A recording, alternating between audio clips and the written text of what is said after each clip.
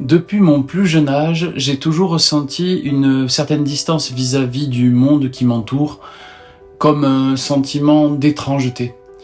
Tandis que beaucoup semblent s'accommoder de ces contradictions et paradoxes que notre société valorise, je n'ai jamais pu m'empêcher de les voir, de les questionner et de ressentir leur incohérence. Depuis petit, cette vision claire des contradictions entre nos idéaux de justice, de durabilité, de liberté et les actions qui s'y opposent, m'a souvent laissé avec ce sentiment d'être étranger à ce monde. C'est ce regard que je souhaite partager pour explorer avec vous les tensions profondes qui façonnent notre époque et pour ouvrir un dialogue sur la manière dont nous pourrions retrouver un peu de cohérence dans ce chaos apparent.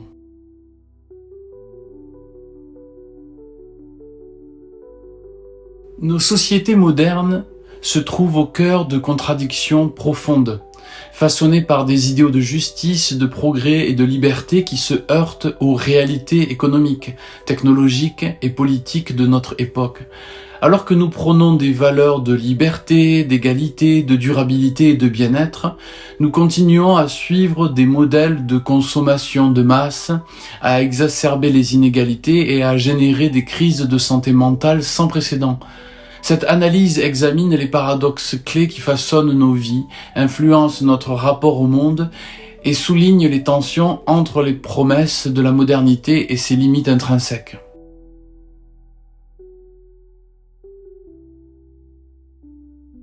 Les initiatives écologiques fleurissent et il n'a jamais été autant question de durabilité, de réduction des déchets et de protection de l'environnement.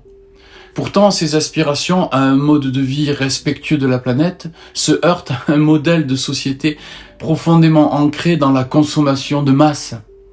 La publicité omniprésente nous incite constamment à acheter plus, à consommer des produits souvent jetables et à suivre des tendances qui évoluent rapidement pour encourager la surconsommation. Bien que les citoyens souhaitent réduire leur empreinte écologique, ils se trouvent pris dans un cycle de production et de consommation difficile à briser. De plus, le phénomène de greenwashing où des entreprises maquillent leurs pratiques polluantes par des initiatives écologiques superficielles renforce cette contradiction. Par exemple, des multinationales du secteur des énergies fossiles investissent dans des campagnes vertes pour améliorer leur image tout en continuant à exploiter les ressources naturelles de manière intensive. Ce paradoxe met en lumière les limites de nos systèmes économiques qui, bien qu'ayant conscience des défis écologiques, restent piégés dans un modèle de croissance perpétuelle.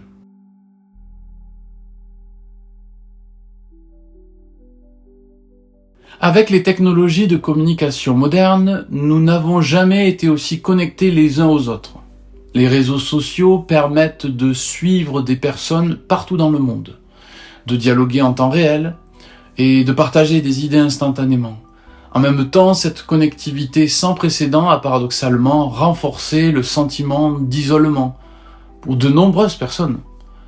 Le temps passé en ligne réduit souvent la qualité des relations humaines réelles et les études montrent que les réseaux sociaux contribuent souvent à des sentiments de solitude et d'anxiété.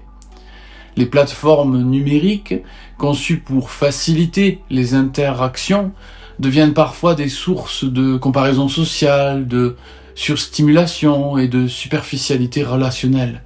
À travers un écran, les interactions peuvent perdre en authenticité et en profondeur, exacerbant l'isolement.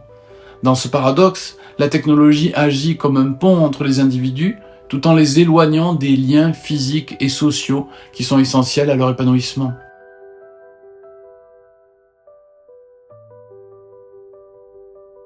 Alors que les valeurs de justice sociale et d'inclusion sont promues par de nombreuses entreprises et institutions, notre société reste profondément inégalitaire. Le système capitaliste favorise la compétitivité et la croissance individuelle, ce qui conduit souvent à une concentration de la richesse et des opportunités dans les mains de quelques-uns. Ces inégalités sont visibles dans de nombreux domaines, de l'accès à l'éducation et aux soins de la santé, à la répartition de la richesse et du pouvoir économique. Tandis que les campagnes pour la diversité et l'inclusion se multiplient, elles ne s'accompagnent que rarement de changements structurels profonds. Un autre aspect de ce paradoxe est la manière dont les grandes entreprises s'approprient le langage de la justice sociale. Des marques de luxe ou des multinationales qui maximisent leurs profits en exploitant des ressources bon marché revendiquent des valeurs d'inclusivité ou d'éthique. Ce phénomène crée une confusion entre les valeurs affichées par les entreprises et leurs pratiques, exacerbant le sentiment d'injustice et de dissonance sociale.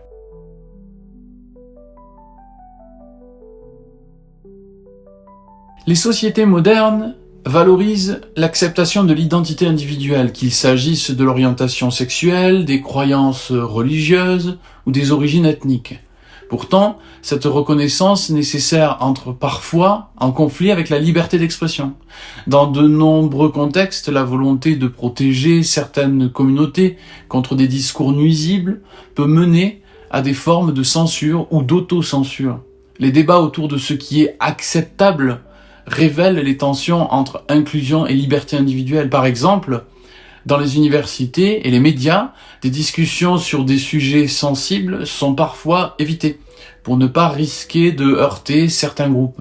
Ce phénomène soulève des questions complexes sur les limites de la liberté d'expression et les rôles des institutions dans la régulation des discours publics.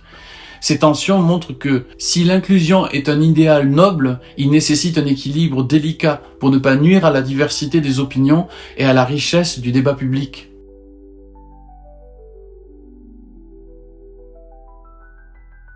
La société moderne accorde une grande importance au bien-être et à la santé avec un accès accru à des ressources de développement personnel et des campagnes de sensibilisation à la santé mentale. Cependant, en parallèle, les troubles mentaux comme l'anxiété, la dépression et le burn-out atteignent des niveaux records.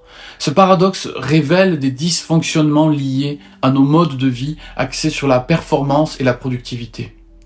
Les exigences élevées en matière de réussite professionnelle, couplées aux idéaux de perfection véhiculés par les réseaux sociaux par exemple, ajoutent une pression énorme sur les individus. En dépit des progrès en matière de soins de santé mentale, la société semble amplifier les causes mêmes de ces troubles, créant ainsi un cercle vicieux difficile à rompre. Ce paradoxe souligne la nécessité de repenser nos priorités collectives et individuelles pour permettre aux citoyens de vivre de manière plus équilibrée.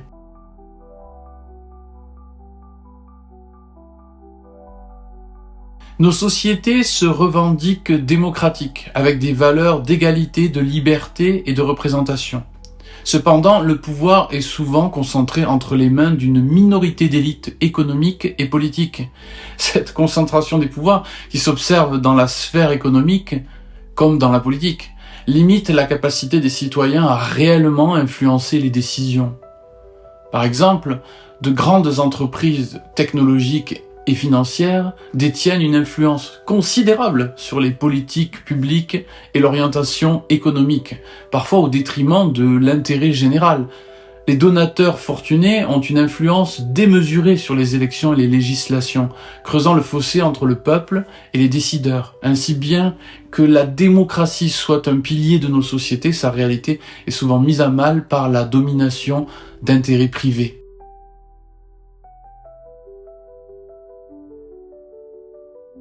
La flexibilité et l'autonomie sont des valeurs de plus en plus recherchées dans le monde du travail, avec une montée en puissance du freelancing et des plateformes numériques.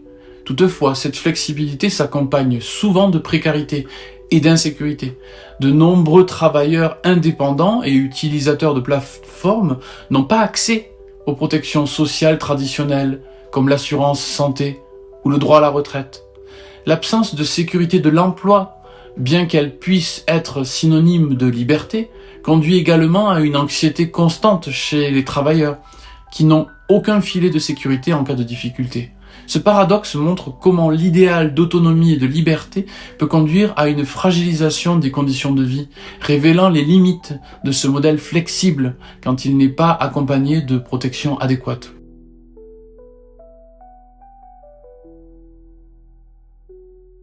Les crises sanitaires récentes, notamment la pandémie du Covid-19, ont mis en lumière un autre paradoxe de nos sociétés, l'équilibre délicat entre santé publique et liberté individuelle. Les mesures de confinement, la vaccination obligatoire dans certains contextes et les restrictions de déplacement ont généré des tensions profondes entre les droits de la communauté et ceux de l'individu. Bien que ces censures soient souvent nécessaires pour le bien collectif, elles soulèvent des questions sur les limites du pouvoir de l'État et sur la place des libertés individuelles dans une société.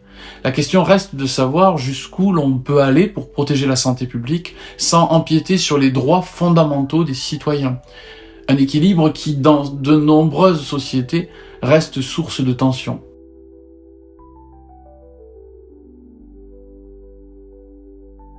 L'éducation, censée former des esprits libres et critiques, repose pourtant souvent sur des cadres rigides qui imposent une certaine forme de conformité.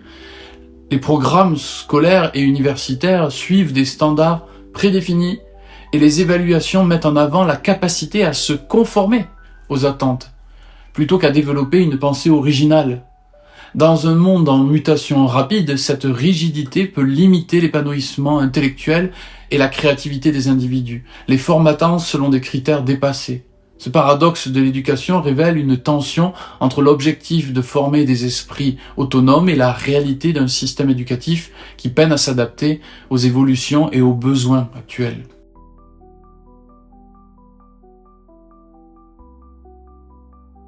L'individualisme est une valeur centrale de la société moderne, mais ce modèle crée aussi un sentiment de solitude et d'isolement croissant. En valorisant l'indépendance et l'autonomie, la société tend à fragiliser les liens de solidarité et le sens de la communauté, pourtant essentiels pour le bien-être humain. La recherche d'un équilibre entre le développement individuel et l'appartenance communautaire est difficile dans un contexte où chacun est poussé à réussir par soi-même.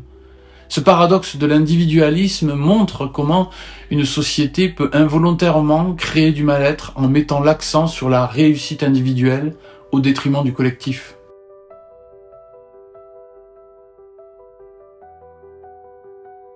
Ces paradoxes illustrent bien la complexité de nos sociétés contemporaines.